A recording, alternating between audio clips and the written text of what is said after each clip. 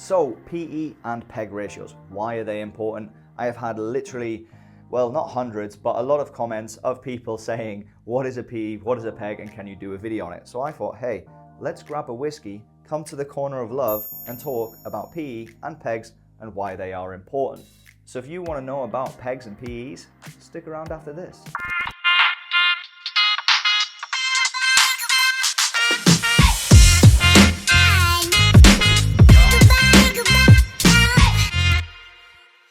So PEGs and PEs, why are they important? Firstly, before we get into it, I just wanted to say that I didn't want to do the whole whiteboard thing. There's loads of videos on that. I'll put my two favorite in the comments. So if you want to go in more depth after this video, you can. This is going to be the very, very basics. And I don't think you need to know more than this, to be honest. But if you want to know more, I'll put two videos of other channels. You can check them out and you can go and geek yourself out till the sun goes down. But before you click that description, please make sure you have helped feed a baby by hitting that like button, subscribing, and turning on the bell. And if you're feeling up to it, drop a comment below with, well, just say hi. It's nice to say hi. Well, that was a bit unplanned. So price to earnings ratios and price to earnings growth ratios, some of the oldest indicators that people have ever used on how to buy stocks.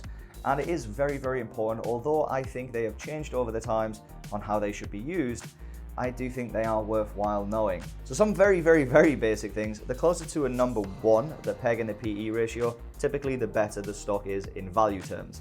Now, you need to take that with a pinch of salt because it basically depends on a lot of things like the market, the sectors, the earnings. They could have just had a bad earnings. A lot of things need to be taken into account. But let's just unravel that a little bit and talk about what a price to earnings ratio is. Now, a price to earnings ratio is exactly what it sounds like, although it may seem confusing. Price to earnings is dead simply the price of the stock divided by the current earnings per share, or the EPS, and then divide them two and it will give you a number. Now, once you have divided these two and you get a number back, and let's say that number is, I don't know, 5. Now, what that means is you are paying a $5 premium for every 1 unit of earnings per share. So in layman's terms, for every $1 of profit that company makes, you are paying a $5 premium on that $1 of profit. Hopefully that makes sense. If not, stick with me, it will come more apparent. So the indicator itself, and the reason why people say 1 is because if you're buying something for $1 and it equals $1 in, the PE, then that means that you are buying 1 for 1 and it should be good value. Now, the downside of a PE ratio is it is backward looking because you're using the last earnings report to calculate the EPS, the earnings per share. So it's not calculating the future growth. And that is where the PEG ratio comes in, the price to earnings growth ratio. So before we move on to PEGs, let's say that LWT Whiskey Corp has a stock price of $58, okay? And its earnings per share is $13. That would come in with a PE ratio of 4.46. So that would mean for every $1 of profit that LWT Whiskey Corp makes, you are paying a $4.46 premium on that stock.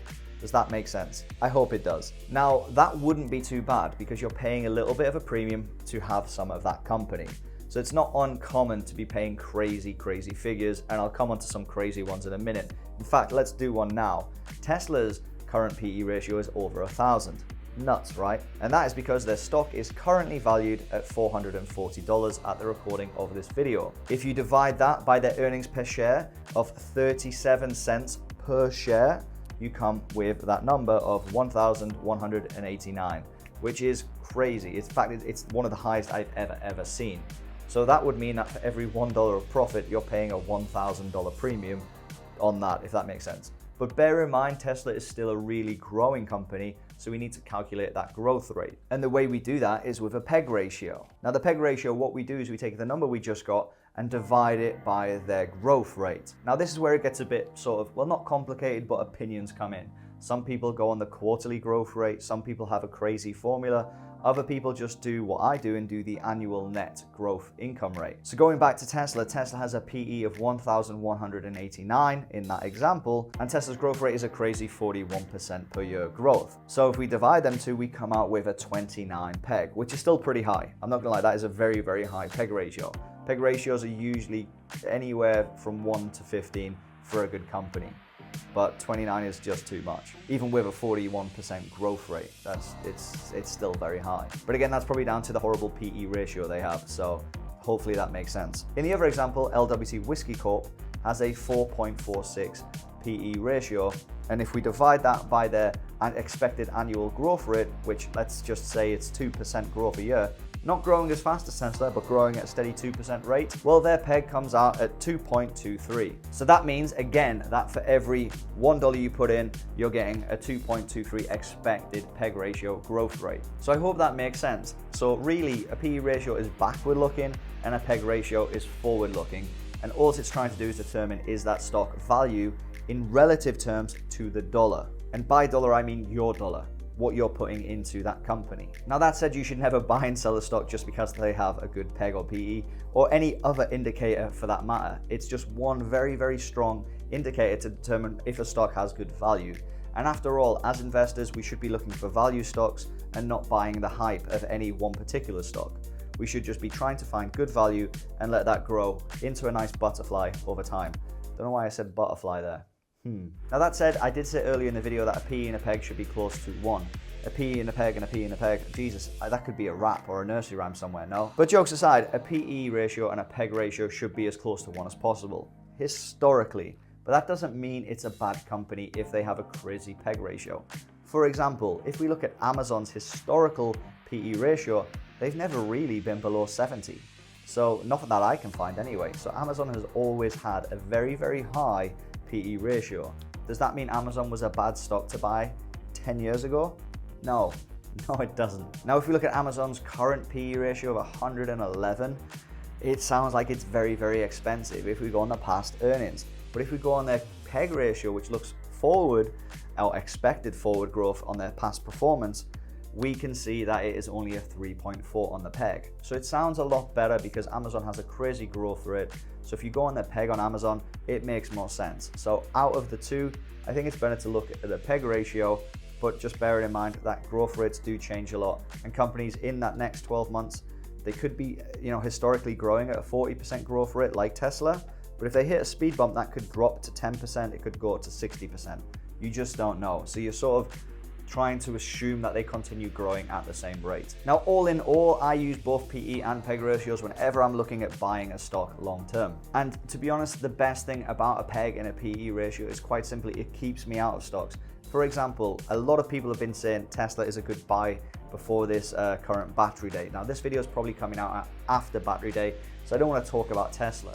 But for me, with that high PE and that high PEG, I just think that I can get my dollar working better in a better value stock. So I'll just look for something else. And Tesla for me might never come down to that valuation of 200, 250 where I'd feel comfortable investing in it. So I just look for another stock. But that's for me, that's how I use the PEG and the PE ratio. And I think that that's what it's trying to tell you. It's just trying to give you a bit of a devil's advocate.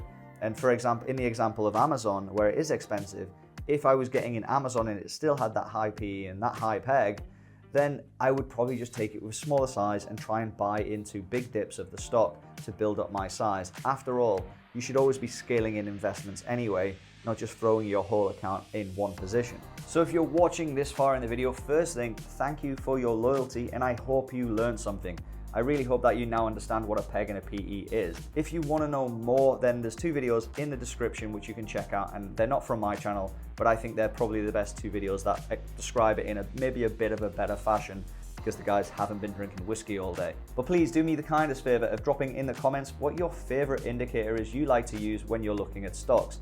Even if it's volume, just let me know in the comments, because it helps me think of other video ideas that hopefully will help somebody who is just looking at becoming a trader. While you're there, please do feed a baby, hit that like button, subscribe and turn on the bell. If you could do me the kindest of favors, share this video on Twitter and tag me in, I would be forever grateful and I will return the follow. Thanks very much for watching. Slante, peace.